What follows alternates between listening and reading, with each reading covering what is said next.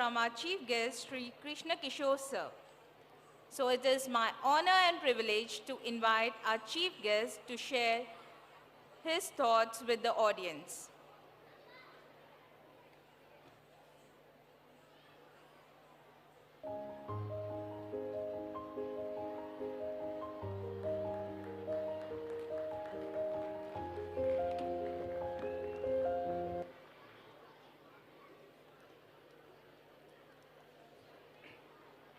Respected Sri S.V. Ramarao, Chairman, Sri Ram Mohan Bandlamudi, President, Sri Krishna Prasad, General Secretary, governing body members and other members of the Andhra Education Society, my friends Sri Meka Papa Rao Garu and Srimati Rajalakshmi Garu,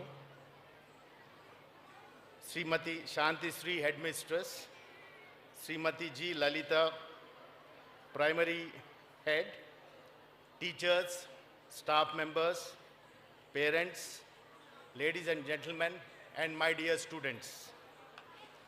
It gives me immense pleasure to be with you all today to celebrate this annual day of Andhra Education Society School.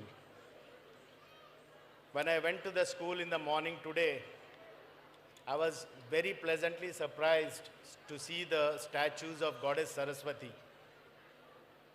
Goddess Saraswati is a symbol of knowledge, is a symbol of learning. In fact, when you worship Goddess Saraswati, you do not actually worship a deity or any kind of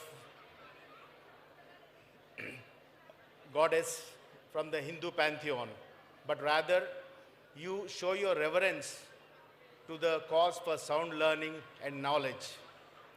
I heartily congratulate and appreciate the school management for having this tradition of worship of Goddess Saraswati before every major function they have. Well done, please keep up the good work. I'm also very happy to see the fantastic results which the students of this school have exhibited in the recent examinations conducted at the state level, and also the medals they won at various sporting events. My hearty congratulations to each and every student here for the good academic and extracurricular performance.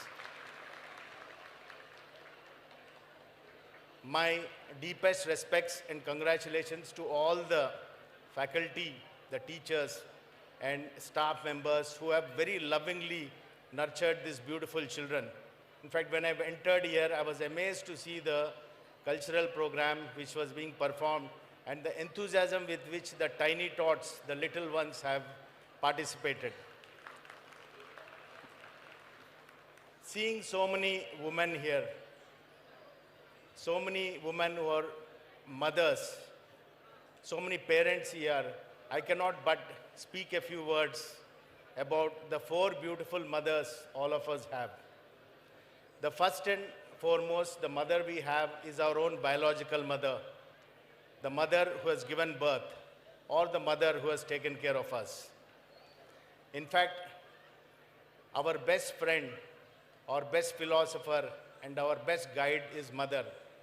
Our scriptures tell us, Matru Devo Bhava, Pitru Devo Bhava, Acharya Devo Bhava, Atidhi Devo Bhava. This is the culture of our great country, Bharat. And it is mother who teaches all the good values to the students. If India has to progress, if the students have to progress, if the society has to come up very well, it is actually in the hands of the mother. My own mother inculcated many, many good values in me. First and foremost, she taught me the basic human values of truth, non-violence, love, compassion, and other good values. She also told me to aim high. In fact, when I have given medal to some of the students who got 96% and 92%, the honor certificates to them, I thought of my own 10th class. In fact, I don't want any of you to take me as an example at 10th. But after 10th, you can take me as an example. In 10th, I was a horrible student. I got only 49% in my 10th. And it was a terrible situation when I went to join the Sri Sathya Sai College in Bangalore. The principal refused admission. Then I went to Puttaparthi, I met Baba, I requested him, and he kindly intervened, and with his blessing, I got the admission in Sri Sathya Sai College at Bangalore. And when I joined there, I wanted to do medicine from childhood. But my principal refused to give me medicine because my marks in science and maths were so poor. He refused any science subjects. Instead, he gave me a commerce subject. This has been a very landmark moment for me because with one stroke of a pen, one gentleman changed my fate. I wanted to be a doctor, but now I'll be in the field of commerce. One immediately changed. But again, here my mother played an important role. My mother always taught me to take up disappointments and turn them into opportunities. To accept anything which comes to you as a blessing from the divine and do the best in whatever the God has given to you. So I never felt disappointed that I'm losing a profession I wanted to be in because I remembered my mother's value systems. Then I remembered her words that you have to aim high, you have to cultivate good friends, good company, and come up well in life. This is what she told me. I kept that in mind, and that beautiful college gave me environment where human values were taught, and I could study very well, and I passed out my 12th class with around 70%. For the first time in my entire career, I got a first class. Then again, I did my second year, first year BCom, I got 70 plus. Second year BCom, somehow I didn't study well, I got just 59%. So I went to my principal. I took a bold decision. I said, I will cancel my exam and I'll rewrite my exam again. But then principal told me, how can you write 2 exams in 1 year? You'll be writing the final BCom and also the second year BCom at same time, October and March respectively. But it was the values of determination, the values of self-confidence which were ingrained in me. And I said, I will do it. And I canceled my exams.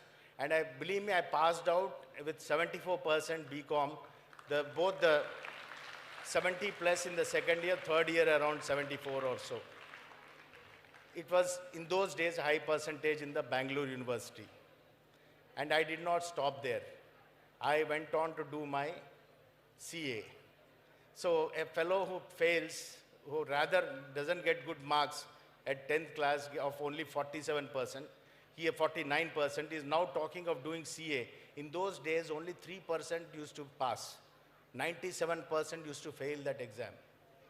But then with great confidence, great self-faith, self-belief, I went and wrote the exam. There also I failed 3 times, not once. We used to have every 6 months one exam. But I did not give up. There was one subject I was failing again and again, called costing. But still, I studied hard. In my 4th attempt, I went and did well in that exam. Then I passed through. Then I finished my CA again in 3.5 years.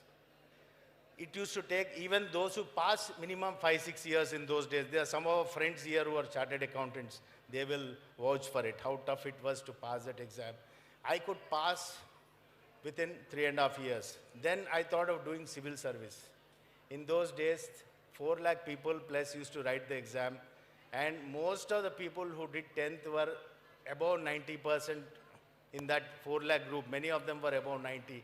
And here I am with 47 in 10th, trying to attempt this exam. But I did that. Again, it is my mother's blessing, the courage they gave, the value system she gave, which made me work very hard. And passed the exam. I got a reasonably good ranking. Twice I got, both the times I got into Indian Revenue Service. And here I am before you. Why I am saying all this is, many of you have got 90 plus. Please do not think your life is over here. Not at all. The real battle is ahead. You have graduation, post-graduation, and further. Success is something which doesn't come at one single point of time. Every single point of time in your life, you have to keep fighting for success and getting success. So do not be satisfied you have done well in the 10th exam. This is only the beginning. There's a lot more ahead. Have faith in yourself, believe in God, and listen to your parents, all of you.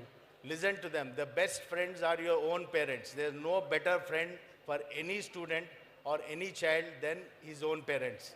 Listen to them. They talk everything for your good. And then you will definitely, all of you will come up well in life. And further talking about mother, I could not but think of 2-3 instances in our own country where mother played an important role. You would have heard of Jagadguru Shankaracharya. He attained many great things in this country in a short span of 32 years, and he did a lot for the propagation and development of Indian culture and spirituality and philosophy. His mother Aryamba is a lady who really, from a very, very ordinary level, she brought him to such great levels that in those days, about 1500 years plus back, he could traverse across the length and breadth of this country promoting Indian culture and philosophy. Then we had Mahatma Gandhi. I don't know how many of you are aware of this. There is a story of Mahatma Gandhi.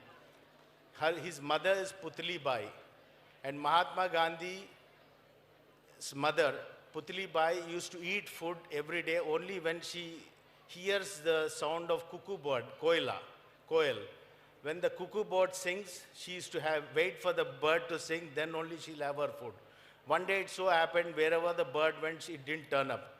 So Mahatma Gandhi went behind a door and did mimicry of a cuckoo bird so that, she can fool the mother into thinking the cuckoo has come. And mother, being smart she caught him. She scolded him. She said, I'm ashamed that I have a son like you. You are telling a lie. You are telling untruth just to make me have food. That one incident reportedly changed Mahatma Gandhi. Then from ordinary Mohandas Karamchand Gandhi, that is where his qualities of Mahatma, the qualities of truthfulness, dharma, everything grew in him and made him the father of the nation and one of the great all-time sons of this world. Then we have many others. We have Abraham Lincoln's story, many of you might have heard. It is, he was very poor. His father was a woodcutter, and I believe he didn't have money for buying a slate and a board. And many of you are fortunate, you have electronic boards in your classroom. But Abraham Lincoln did not have anything. He just had a wood and a charcoal, and he used to learn ABC using that. With that great difficulty, he started studying, and he had very poor clothes. So he didn't have money for good clothes. Then one day, all the friends in the class, they started making fun of him for the poor clothes he wore. Then Abraham Lincoln wanted to stop his studies. He came home. He met his mother. He said, I don't want to study further because all are making fun of me. Then the mother said, look here, you do whatever you do for your own good, for your own conscience. Do not live to please others. You do your best in whatever field you are. Do not care for others, you care for yourself. Go ahead and study. Do not bother what they say. And he went and studied. He did not bother about the heckling, etc. Then later on, he went on to become the President of India. Again, he had many failures. He failed about 13, 14 times in various elections. But he went ahead, he did his law, then he contested various elections. Finally, he went on to become one of the all-time great presidents of America. So this again is a blessing of mother. Like this, I can go on and on where mothers play an important role. I would request every one of you to sitting here, try and make your children like Mahatma Gandhi, like Abraham Lincoln, some of these great people, and make them come up very well. With your words, they can. And the teachers here, the same thing applies to you all. Your good words will make the children come up very well in life. And I was just thinking, what to speak when I was invited by Mr. Ramon here. There are a few things I thought from my own value systems, which I believed helped me, which I should share with the students here. One is the ABCs of life. All of you, please cultivate these values, because why I'm saying all this is, every one of you have potential to come up very well in life. Every one of you can become great in life, but you need to have the right value systems. If they are there with you, along with your education, these will, along with your character, you will come up very well in life. What are these ABCs? One, always be cheerful, be smiling. As the word goes, as the saying goes, as you smile, there'll be miles and miles of smile. Smile a while, and as you smile, there'll be miles and miles of smile. More cheerful you are, more people will like you, more people will listen to you, more people will accept you. Second ABC, always be confident. Be very confident, because confidence is very important. You first believe in yourself. As Swami Vivekananda says, faith, faith, faith in yourself, faith, faith, faith in God. That is the secret of success. Have terrific confidence, develop it. It's an art which comes. It doesn't come just like that. Over a period of time, you have to keep saying, I can achieve anything in life. Yad bhavam tad bhavati. That is the saying in our scriptures here. That is what you think, you become. There are a number of psychological studies which affirm this particular postulation of our own scriptures. So please develop self-confidence. You can achieve anything in life. Then always be caring and compassionate. As Telugu word, all of you, many of you are aware, Daiva Kaligana Hrudayame Devuni Nilayam. That is, God dwells in the heart of the person who is full of compassion. We had Mother Teresa. We had so many great people who had a lot of compassion to the poor, to the needy. That compassion and kindness will take you to great heights in life. Then always be careful.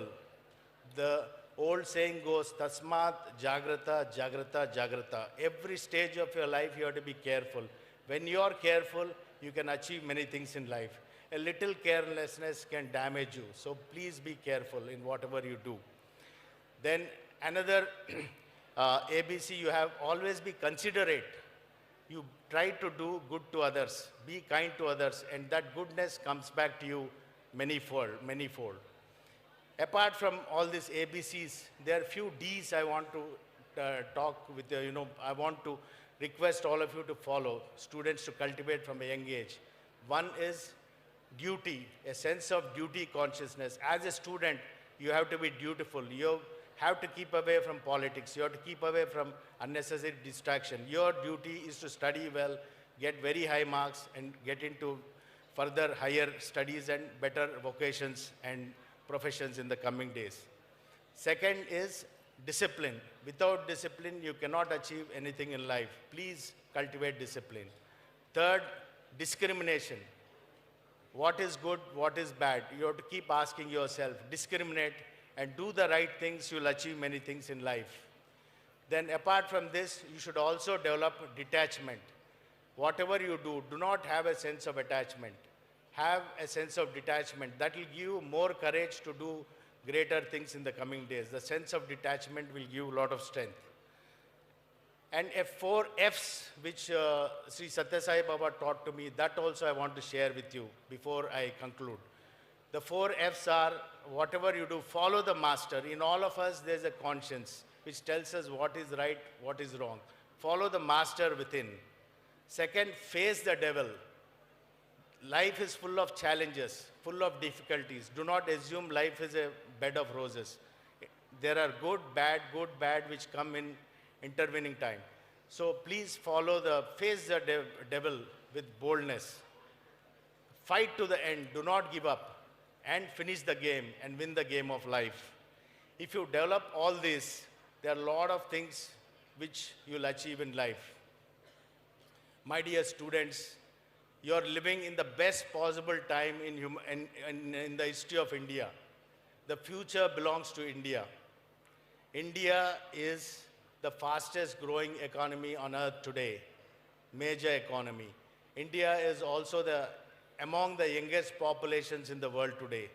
Our GDP is galloping. By 2050, India may be the richest or the most prosperous nation in terms of GDP in the world. There are so many opportunities are coming up for Indians across. Today, among the biggest firms in the world, including Microsoft, including Google, and several other firms, the World Bank, etc., all headed by Indians. There's so much wonderful future waiting for all of us. And believe me, if all of you develop these good qualities, good values, every one of you is going to become prosperous and highly successful. And before I conclude, I want to give 3 examples of great people whom I respect a lot and who all have come from very, very humble backgrounds. Our own President Draupadi Murmuji. Draupadi Murmuji has come from Odisha, one of the poorest families. She didn't have food to eat. Her family was struggling.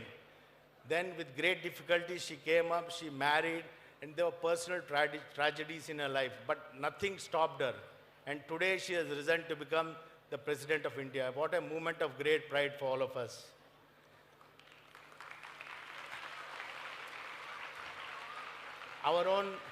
Our own Prime Minister, Mr. Narendra Modi, he himself has come from a very humble background.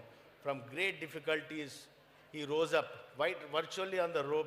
He used to virtually be literally on very, very ordinary circumstances, like very, very ordinary citizen of this country. But today he has risen to become the Prime Minister of India, again by the dint of his hard work, by his vision. We had the late, great Abdul Kalam. In fact, he's such a great person. I once happened to see him in one of the functions in front of a spiritual personality. He refused to sit on the chair. He sat on the ground like anybody else. And I was amazed to see his humility. And he has come from a very, very, very ordinary family, and he has risen to become the President of India. We have so many great people. If I have to talk, I'll go endless. And it is all these people, the common thing you have in all of them is their humility, their simplicity, their good character, and their determination and willpower to win. I would request all of you teachers, parents here, please try to groom your children with the best values, and the students of Andhra Education Society should become some of the greatest citizens of Mumbai, greatest citizens of Maharashtra, and greatest citizens of India in the coming days. Thank you very much. Jai Hind.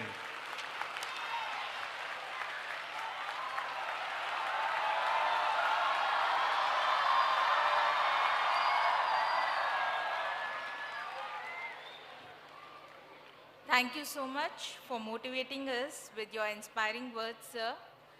May I